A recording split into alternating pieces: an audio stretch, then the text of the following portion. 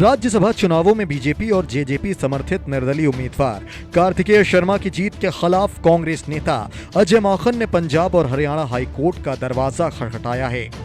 माकन ने कहा कि शर्मा के पक्ष में डाले गए एक वोट को खारिज कर दिया जाना चाहिए था, क्योंकि एक कॉलम में चिन्हित नहीं किया गया था, जहां वरीयता को दर्ज किया जाना चाहिए था।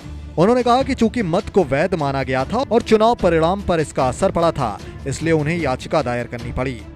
कांग्रेस के किरण चौधरी के वोट को अवैध घोषित किए जाने की खबरों के बारे में माकन ने कहा कि यह स्पष्ट था कि जब किरण चौधरी वोट डालने के बाद बाहर आए तो उन्होंने खुद कहा था कि उन्होंने उम्मीदवार के नाम के आगे टिक मार्क लगाया था।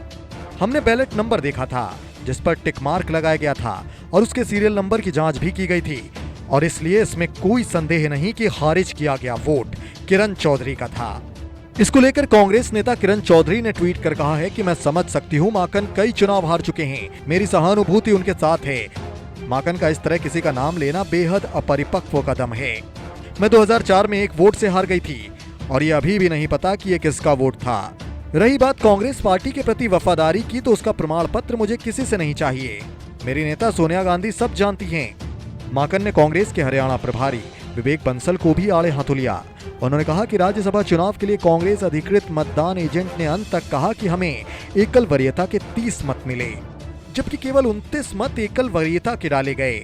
उन्होंने कहा एक बात जो है, एक ही समय में किरण चौधरी की गलती और हमारी पार्टी के अधिकृत एजेंट की गलती सांख्यिकीय रूप से असंभव लगती है, इसलिए उन्हें यह बताना होगा कि गलती किससे हुई और किसने जानबूझकर की, क्योंकि दोनों एक ही समय में गलती नहीं कर सकते। हरियाणा की 90 सदस्यीय विधानसभा में कांग्रेस के 31 सदस्य हैं। माकन की जीत के लिए संख्या पर्याप्त थी। हालांकि पार्टी विधायक कुलदीप बिश्नोई ने क्रॉस वोटिंग की, जबकि एक और मत अवैध करार दे दिया गया था। देखिए, हम लोगों ने आज याचिका यहाँ पे करी है और हमारा ये मानना है कि एक बैलेट जो कि रिजेक्ट होना चाहिए था, उसको गलत तरीके से एक्सेप्ट करके इंडिपेंडेंट कैंडिडेट के नाम पे वोट दिया गया, जिसकी वजह से रिजल्ट में फर्क पड़ा। हमारे लोगों ने काउंटिंग के दौरान रिजल्ट से पहले इस पे ऑब्जेक्शन भी किया और बड़ा स्पष्ट है उसके अंदर कि वो वोट गलत जगह के ऊपर डाला गया, सिर्फ अपने आप को आइडेंटिफाई करके करने के लिए डाला गया और सीक्रेसी इससे आउट हुई है, ब्रीच हुई है। और हम लोगों ने इस आधार के ऊपर यहाँ पर उच्च न्यायालय के अंदर याचिका दायर करी है और हमें पूरी उम्मीद है कि हमें यहाँ से न्याय मिलेगा।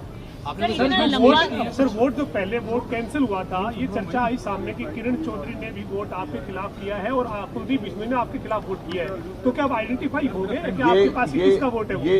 ये दूसरा मसला है जिसको लेकर के हम लोगों ने चैलेंज किया है, और हम लोगों ने जो चैलेंज किया है, ये वोट एक्सेप्ट किया गया है इंडिपेंडेंट कैंडिडेट के लिए, जो नहीं होना चाहिए। मैं बड़ा स्पष्ट कर दूं कि इस वोट का, ये कांग्रेस का वोट नहीं है, ये इंडिपेंडेंट कैंडिडेट के नाम पे वोट दिया गया है, जो कि किसी भी तरीके से एक्सेप्ट नहीं होना चाहिए। हम लोगों ने उसके खिलाफ याचिका दायर करी। तो याचिका जो हम लोगों ने दायर करी है वो दूसरा मसला है, और जो प्रश्न आप पूछ रहे हैं वो दूसरा मसला है। तो सबसे पहले तो मैं ये स्पष्ट कर दूं कि ये याचिका हम लोगों ने, जो इंडिपेंडेंट कैंडिडेट के पक्ष में जो वोट पड़ा है वो गलत पड़ा है। हम लोगों ने इसके खिलाफ में याचिका दायर करी है, जिसमें हमें पूरी उम्मीद है कि हमारे को कोर्ट पूरा न्याय करेगा। नमस्कार, मैं हूं मानक गुप्ता। अगर आपको हमारा ये वीडियो पसंद आया हो तो इसे लाइक और शेयर जरूर करें, और हां, हमें सब्सक्राइब और फॉलो करना ना भूलें, ताकि आप देश और दुनिया की कोई खबर मिस ना करें। तो जुड़े रहिए हमारे साथ और देखते रहिए News 24।